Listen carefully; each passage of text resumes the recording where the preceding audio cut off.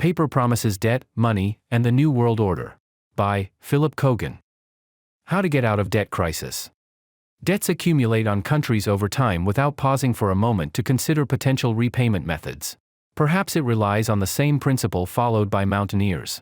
If you ask one of them how they reach such heights without fear, they will answer without hesitation, "I keep looking up and never look down." When countries rely on their ability to repay debts, they begin to borrow beyond their actual capabilities. Their focus shifts towards borrowing more and more money to sustain their operations, completely disregarding their ability to repay. This phenomenon has escalated to the point where countries are eventually forced to look down and find themselves perched on mountains of debt. Consequently, confidence in this debt-laden financial system has collapsed. From rise to fall, Lehman Brothers. The sudden realization of the magnitude of debt led to a state of panic among countries and banks worldwide, resulting in a halt in lending operations. But the question here is, how did the suspension of lending operations lead to the global financial crisis?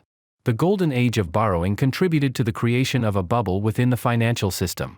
As countries, institutions, and banks increasingly embraced borrowing, the global economy witnessed an artificial boom that had no foundation in reality. For example, investment banks, with Lehman Brothers at the forefront, embarked on borrowing massive amounts from other banks and used these borrowed funds to purchase and trade other forms of debt, such as mortgage-backed securities, reaping significant profits from them. As the profits of these banks increased, they began to slow down lending operations to maximize the achieved profits and maintain the status quo. However, once confidence in borrowing dwindled and credit flows dried up, the bubble burst, and the global financial system collapsed. All banks and institutions stopped lending to Lehman Brothers when they witnessed the size of its accumulated debt. The situation worsened when the U.S. government refused to assist the bank in repaying its debts through a rescue plan. Ultimately, the bank was forced to file for bankruptcy protection.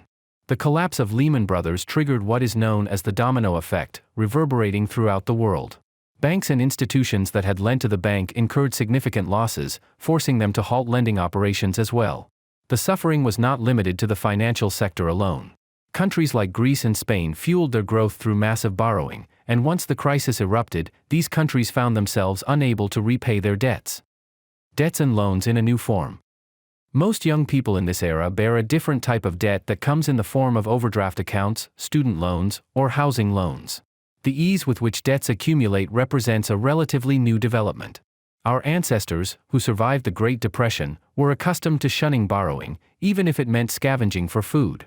Even the children of the baby boom generation, born between 1946 and 1964, still view debts as an unacceptable and unconventional way out. They saw indebted individuals as living beyond their means. Credit solutions were not common at that time, as individuals could rent their homes and work for one company throughout their lives in exchange for a stable income.